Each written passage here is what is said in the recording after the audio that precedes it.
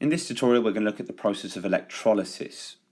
First aim is to describe the process of electrolysis, then explain what is produced when we electrolyze brine, that's salt water, hydrochloric acid and water. Then finally explain how we test for oxygen, hydrogen and chlorine, as well as list some uses of chlorine. So electrolysis literally means electricity, lysis, breaking down. So we're breaking down something with electricity. See, compounds contain many useful chemicals, but we need to use something very energetic to separate them apart so we can isolate those useful chemicals. So let's just look at the electrolysis key facts. Firstly, it means breaking apart a compound using an electric current. We get this electric current from a battery or a cell. We need a source of direct current, that's why you use a cell. But a power pack with a DC converter will work as well. What this means is simply the current flows round one direction, so it just goes one way round the circuit, not both ways. That's what alternating current means. It only works if it flows one way round. Secondly, we need an electrolyte. This is a liquid with the dissolved compound inside. So the compound you want to split apart is dissolved in water to form an electrolyte. So this would be the electrolyte here. Then you need two things called electrodes. These are usually made from carbon, but can be made from other metals as well. Now there's no difference in terms of material between these electrodes, but depending on which terminal you attach them to, so you know a battery has a positive end and a negative end, that affects the charge on these electrodes. The positively charged electrode is called the anode. The negatively charged electrode is called the cathode. So you use these electrodes to apply an electric current to the electrolyte. So what you'll see is the compound parts are released as molecules, which are usually gas. So you'll normally see gases over here.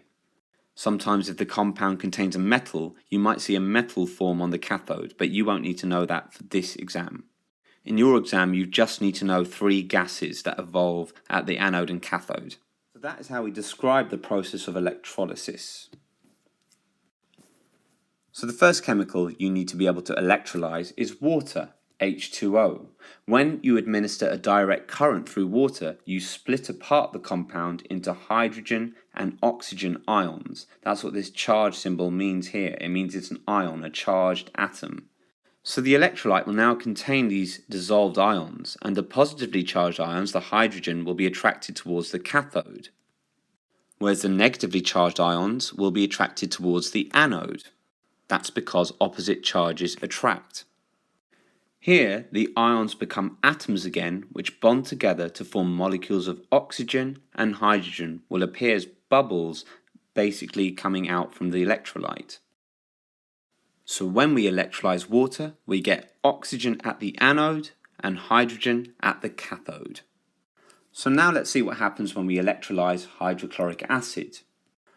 The electric current here will break down hydrochloric acid into hydrogen ions and chloride ions, which will be floating around in solution.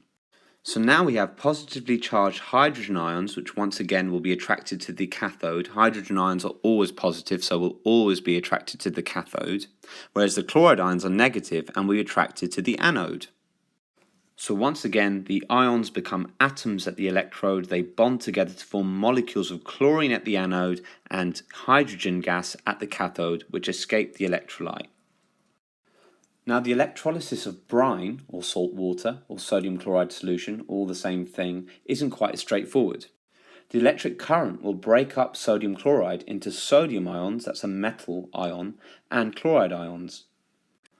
However, you will not see sodium form at the cathode.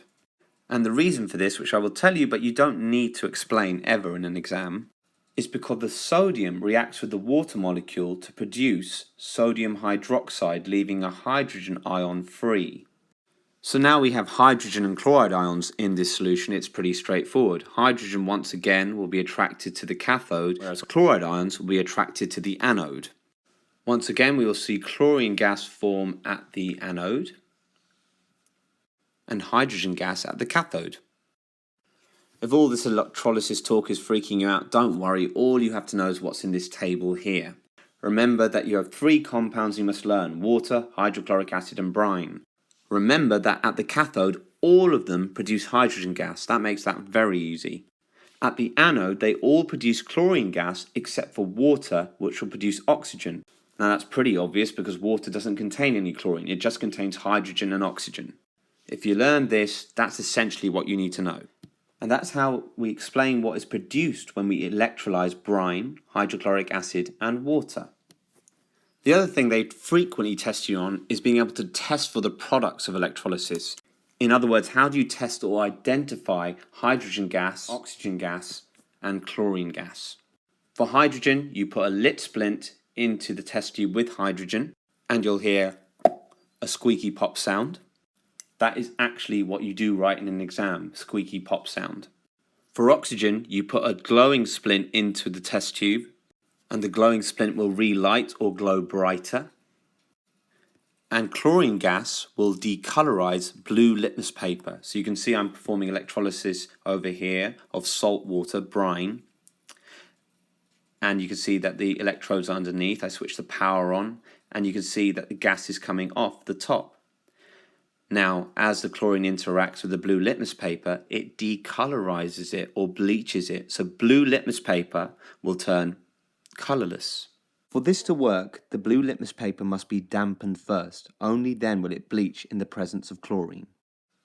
So finally, you just need to know 3 uses of chlorine. By itself, chlorine is a toxic gas. It's poisonous. It's very dangerous. But it's useful for us for that reason. It can kill bacteria in water, so makes it drinkable, or you can swim in it. We can use it to manufacture bleach, a very important cleaning product. And we can use it to make PVC.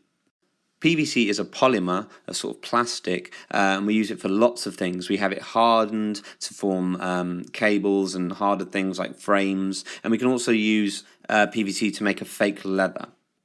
And finally, that's how we explain how we test for oxygen, hydrogen, and chlorine gas, as well as some uses of chlorine.